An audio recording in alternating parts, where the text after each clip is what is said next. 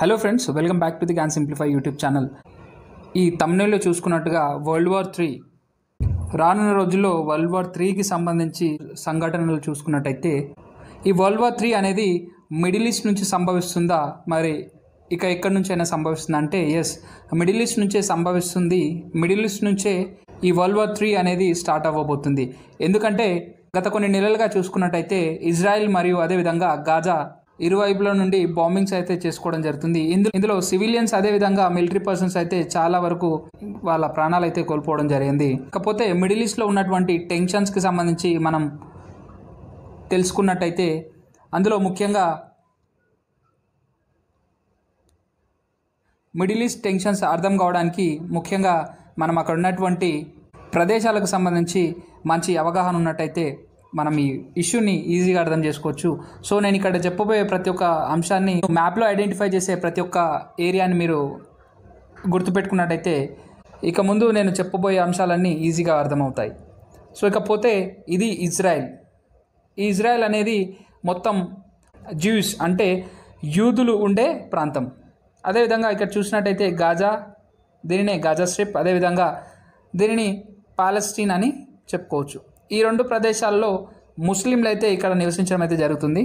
వీరి మధ్య జరిగే చిన్నపాటి యుద్ధమే రాబోయే రోజుల్లో వరల్డ్ వార్ 3గా మనం చూసుకోవచ్చు. ఇకపోతే ఈ యుద్ధం స్టార్ట్ అవ్వడానికి ముఖ్య కారణాలు చూసినట్టయితే 7th October 2023లో గాజా స్ట్రిప్లో ఉన్నటువంటి హమాస్ మిలిటెంట్ గ్రూప్ అయితే ఇజ్రాయెల్పై బాంబింగ్ అయితే చేయడం జరిగింది. అప్పటి నుంచి ఇజ్రాయెల్ అనేది గాజా స్ట్రిప్లో ఉన్నటువంటి హమాస్ మిలిటెంట్ గ్రూప్ని ఎలిమినేట్ చేయడానికి ఎన్నో రకాల ప్రయత్నాలు అయితే చేసింది. అదేవిధంగా సగం గాజా స్ట్రిప్ని అయితే ఆక్యుపై చేయడం అయితే జరిగింది ఎన్నో మిలిటరీ యాక్షన్స్ ద్వారా. అదేవిధంగా అక్కడ ఉన్నటువంటి సివిలియన్స్ మరియు అదేవిధంగా హమాస్ మిలిటెంట్స్ కూడా పెద్ద మొత్తంలో చనిపోవడం అయితే జరిగింది. ఇకపోతే గాజా ఒకటే కాకుండా లెబనాన్కి సంబంధించి లెబనాన్లో ఉన్నటువంటి హెజ్బుల్లా మిలిటెంట్ గ్రూప్ కూడా ఇజ్రాయెల్పై అనేక విధాలుగా దాడికి అయితే దిగింది. ఈ లెబనాన్లో ఉన్నటువంటి హెజ్బుల్లా మిలిటెంట్ గ్రూప్ అనేది ఇరాన్ అనేది ఫండింగ్ చేస్తుంది. ఈ విధంగా ఈ హెజ్బుల్లా గ్రూప్ అనేది ఇజ్రాయెల్కి అగెన్స్ట్గా పాలెస్టీన్కి సపోర్ట్గా అయితే ఈ అటాక్స్ని అయితే చేస్తుంది. గాజా స్ట్రిప్ని మిలిటెంట్ గ్రూప్ అయితే రూల్ చేయడం జరుగుతుంది మరియు పాలెస్టీన్ అడ్మినిస్ట్రేషన్ అయితే రన్ చేస్తుందండి. ఇవే కాకుండా ఇక్కడ చూసినట్టయితే ఇజ్రాయెల్తో బార్డర్ చేసుకుంటున్న ఏరియాస్ సిరియా, జోర్డాన్ మరియు అదేవిధంగా లెబనాన్, ఇది మెడిటేరియన్ సీ అండి ఇక్కడ. అండ్ అదేవిధంగా దీనికి అతి కొంత దగ్గరలో, దీనికి కొంత దూరంలో ఇరాన్ అనే దేశాన్ని కూడా మనం ఇక్కడ చూసుకోవచ్చు. ఈ న్యూస్లో ఇరాన్ని ఒక సెంటర్ పాయింట్గా అయితే మనం చెప్పుకోవచ్చు. టాప్ హమాస్ లీడర్ అయినటువంటి ఇస్మాయిల్ హనియా ఇరాన్ క్యాపిటల్ అయినటువంటి టెహ్రాన్లో ఇజ్రాయలీ ఇంటెలిజెన్స్ గ్రూప్ అయినటువంటి మొసాద్ ద్వారా ఒక ఎయిర్ స్ట్రైక్లో వీరినైతే చంపడం అయితే జరిగింది. ఈ సంఘటన అనేది టెహ్రాన్లో ఇస్మాయిల్ హనియా నివసిస్తున్నటువంటి రెసిడెన్సీ దగ్గర అయితే చోటు చేసుకుంది అని హమాస్ అదేవిధంగా ఇరానియన్ స్టేట్ మీడియా అయితే చెప్పుకొచ్చారు. ఇకపోతే హమాస్కు సంబంధించి హమాస్ అనేది ఒక మిలిటెంట్ గ్రూప్ అండి. ఇది గాజా స్ట్రిప్లో ఉంటుంది.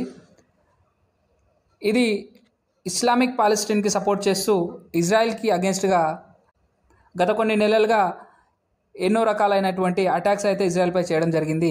ఈ యుద్ధానికి ముఖ్య కారణంగా ఈ హమాస్ యొక్క మొట్టమొదటి అటాక్ 7th October 2023లో చేసినటువంటి అటాక్గా మనం చెప్పుకోవచ్చు. అదేవిధంగా హెజ్బుల్లా గురించి తెలుసుకున్నట్టయితే ఇక్కడ ఈ హెజ్బుల్లా అనేది కూడా ఒక రకమైనటువంటి మిలిటెంట్ గ్రూప్ అండి. ఇది హమాస్కి ఒక ఫ్రెండ్గా మనం చెప్పుకోవచ్చు. వీరు పాలెస్టీన్కి సపోర్ట్గా ఎన్నోసార్లు బాంబింగ్ అయితే ఇజ్రాయెల్కి అగెన్స్ట్ చేయడం జరిగింది. ఈ హిజ్బుల్లా గ్రూప్కి ఇరాన్ అనేది ఫండింగ్ చేయడం, అదేవిధంగా వారికి సంబంధించి వెపనరీ ట్రైనింగ్ అయితే ఆఫర్ చేస్తుంది. ఈ అసాసినేషన్ ఈ హమాస్ చీఫ్ అయినటువంటి ఇస్మాయిల్ హనియే ఇరాన్ క్యాపిటల్ అయినటువంటి టెహ్రాన్ అయితే చేరుకోవడం జరిగింది. ఈ ఇస్మాయిల్ హనియే టెహ్రాన్ వెళ్ళడానికి గల కారణాలు చూసినట్టయితే ఇరాన్ పూర్వ ప్రెసిడెంట్ అయినటువంటి రైసీ రీసెంట్గా ఒక హెలికాప్టర్ క్రాష్లో మరణించడం అయితే జరిగింది. మళ్ళీ ఒక కొత్త ప్రెసిడెంట్ ఎన్నుకోవడానికి లోకల్ గవర్నమెంట్ ఎలక్షన్స్ అయితే ఆర్గనైజ్ చేసింది. ఆర్గనైజ్ చేసిన తర్వాత మసౌద్ పెజెస్కియాన్ అనే వ్యక్తిని యాజ్ ఏ ప్రెసిడెంట్, ఇరాన్ ప్రెసిడెంట్గా వీళ్ళైతే ఎన్నుకున్నారు. ఆయన ప్రమాణ స్వీకారం కోసమై వరల్డ్లోని అనేక దేశాల నుండి దేశ ప్రతినిధులను అయితే పిలవడం జరిగింది. అందులో ముఖ్యంగా హమాస్ హెడ్ అయినటువంటి ఇస్మాయిల్ హనియే కూడా అక్కడ వెళ్ళడం అయితే జరిగింది. ఈయన ఇప్పుడు కొత్త ఇరాన్ ప్రెసిడెంట్ అండి. ఈయన పేరు మసౌద్ పెజెస్కియాన్. సో ఇకపోతే అనేక దేశాల నుండి ప్రతినిధులు అయితే వెళ్ళడం జరిగింది. మన ఇండియా నుంచి చూసినట్టయితే మన member of parliament Nitin Gadkari garu కూడా ఈ ప్రమాణ స్వీకారానికి అయితే వెళ్ళడం జరిగింది. ఇలా చేరుకున్న ఈ ఇస్మాయిల్ హనియేపై ఇజ్రాయలీ ఇంటెలిజెన్స్ ఏజెన్సీ అయినటువంటి మొసాద్ ఒక ఎయిర్ స్ట్రైక్ ద్వారా ఈయననైతే చంపడం అయితే జరిగింది.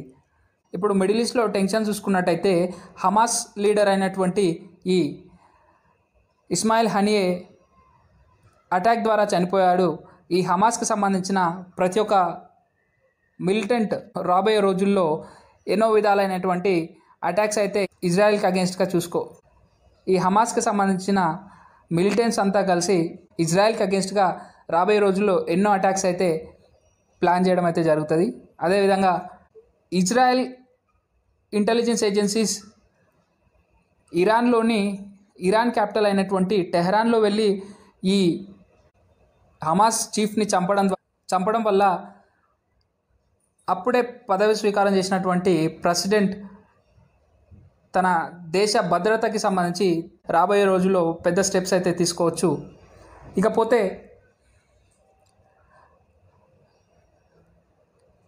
ఇజ్రాయలీ ఇంటెలిజెన్స్ ఏజెన్సీ చూసినట్టయితే మొసాద్, ఇది దేశానికి సంబంధించిన అన్ని రకాలైనటువంటి ఇంటెలిజెన్స్ని కలెక్ట్ చేస్తూ కోవర్ట్ ఆపరేషన్స్ చేస్తూ ఇజ్రాయెల్కి అగేన్స్ట్గా ఎవరైతే యాక్షన్స్, అదేవిధంగా ఇజ్రాయెల్కి అగేన్స్ట్గా ఎవరైతే ఉంటారో వాళ్ళని ఈ కోవర్ట్ ఆపరేషన్స్ ద్వారా ఎలిమినేట్ అయితే చేయడం జరుగుతుంది.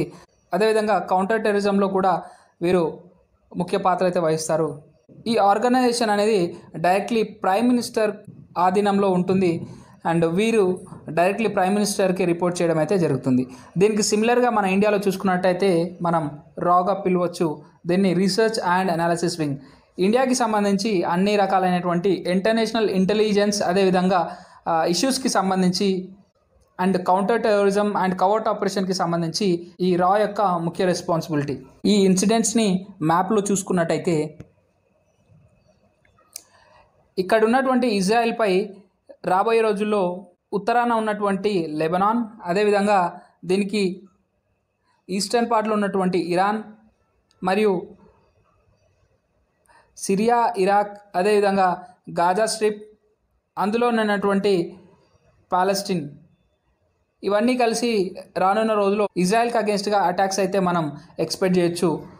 మిడిల్ ఈస్ట్ యొక్క టెన్షన్సే రాబోయే రోజుల్లో వరల్డ్ వార్ 3కి రీజన్గా చెప్పుకోవచ్చు. ఎందుకంటే ఇజ్రాయెల్ని యునైటెడ్ స్టేట్స్ ఆఫ్ అమెరికా అనేది ఫండింగ్ చేస్తుంది. అదేవిధంగా ఇజ్రాయలియన్స్ని సపోర్ట్ చేయడమే కాక వెపన్ అండ్ అమ్యునిషన్ సపోర్ట్ కూడా ఇవ్వడం అయితే జరుగుతుంది. సో ఇదే ముఖ్య కారణంగా రాబోయే రోజుల్లో వరల్డ్ వార్ 3 జరగడానికి చాలా ఛాన్సెస్ ఉన్నాయని చెప్పుకోవచ్చు. ఫ్రెండ్స్, మీరు ఈ ఇష్యూకి సంబంధించి మీ ఒపీనియన్ని కింద కామెంట్ బాక్స్లో తెలియజేయండి. అదేవిధంగా నెక్స్ట్ ఏ టాపిక్ మీద మీకు వీడియో కాల్లో కామెంట్ బాక్స్లో అయితే తెలియజేయండి. సో మీకు ఈ వీడియో ఇన్ఫర్మేటివ్ అనిపిస్తే please do subscribe and hit the bell icon button. Share with your friends. Thank you, friends.